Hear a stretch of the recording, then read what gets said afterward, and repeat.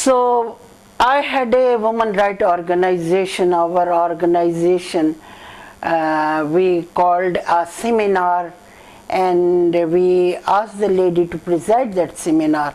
Asma Jahangir also came, and other ladies, prominent ladies from Lahore, they also came, and that was very successful seminar. And after that, you see, the law was changed.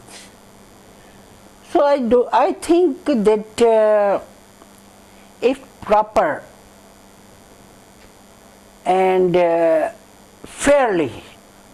properly and fairly, we take up a matter and try our level best, that we should do the legislation, and we should also do something to stop those hands which undermine the woman's dignity and respect which Islam has given them. Justice Saiba, please share our readers and audience about especially the discrimination, means especially women's face. Start from yourself, means when a woman comes to the profession and what kind of problem she has to face from your experience, and then also please give a light on all that journey. I think there's a drastic change now in the attitude of the people. I tell you one thing, even sometimes the law does not help you unless you change the attitude of the people. Now the people are much inclined to give education to the girls, and I tell you about the remote places like Rajanpur and Jampur, where the girls used to be confined and in the houses, and they were prohibited not to go to the schools. Now the majority of the girls are in possession of master degree, and they are graduates in to the boys. So there is a tremendous in the attitude of the people as compared to my time,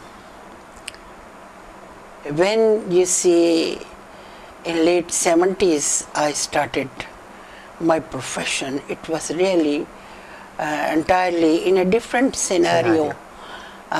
We did get education and did continue the profession. At that time, you see, I think they used best profession is just teaching profession. But now you see the women are prospering, they're getting education, they're coming in nursing, they're even in male professions, science and technology. I am a member of the Standing Committee of Science and Technology. I've seen women over there too. So even information and technology, the women are there.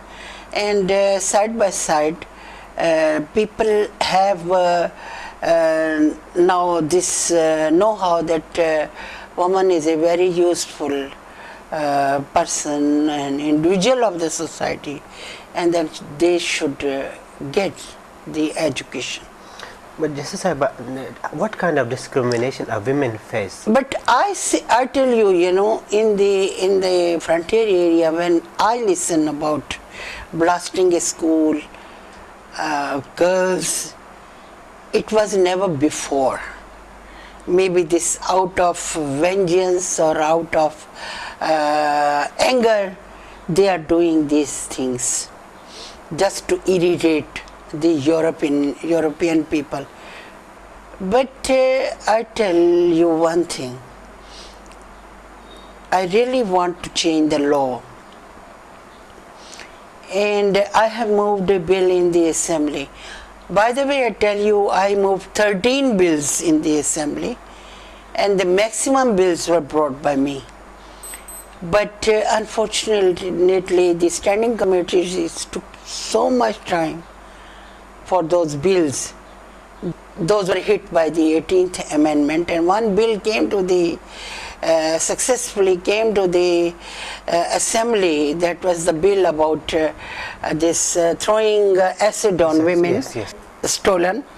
But now they have passed that bill in a very distorted form. Okay. Because you see, that bill was drafted by a legal mind with all the legal experiences. And I was just pleading them, please don't add sections in it, because let it come to the assembly. I was enhancing the sentence to life imprisonment and fine of rupees 5 lakhs to be given to the victim. But let it come. But they did not listen with the help of the high-ups. And when I requested another person, very important person of the assembly, he said, okay, bring it in my committee. So I said, every committee wants to get that poor bill, you see, was never brought to become an act, and it was stolen. And I was amazed that I'm getting all the appreciation for what? They say, okay, we also appreciate the work done by Justice Fakhur Nisa, but the name was different. Anyway, let's go now. Yes, please, yes. Education especially, now we are coming to the education, particularly girls' education. It has been part of our constitutions for a long time, and also it has been mentioned in United Nations Declaration and many others. And now, in 18th Amendment, 25A has been added, that free and compulsory education.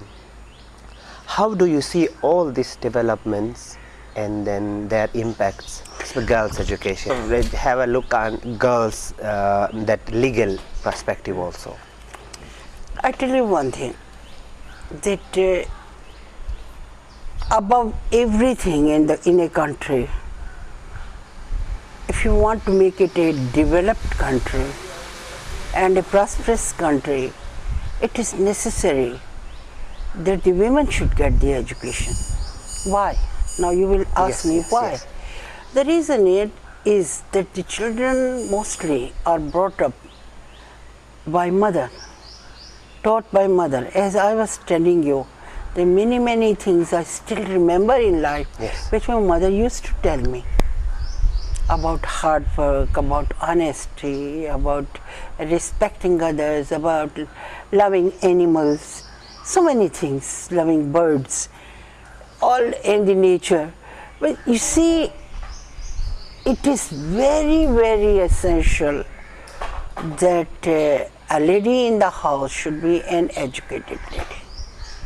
And you will see a tremendous change in the attitude of the children, in the upbringing of the child, who is going to be the very important part of the country as a citizen. Now we see one thing.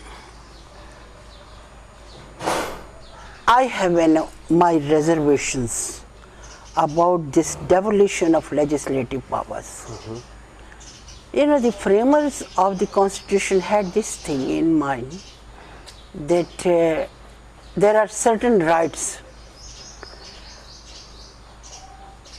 and certain rights to the citizen which should remain with the federal government. Why federal government? Now you will ask me question, why federal government? Because you see, Pakistan is a signatory of the World Convention to give education, to impart knowledge to the people of Pakistan. And as a signatory, you see, we are bound by these treaties which we signed. Yes. Now you see and you hear about this, that such and such school was blasted. This legislative power was concurrent. Yes. Previously. Yes. I don't know. Well, if you have given devolution Yes. of powers, but there was no necessity of devolving the legislative powers. And I was very anxious at that time, and I was telling the whip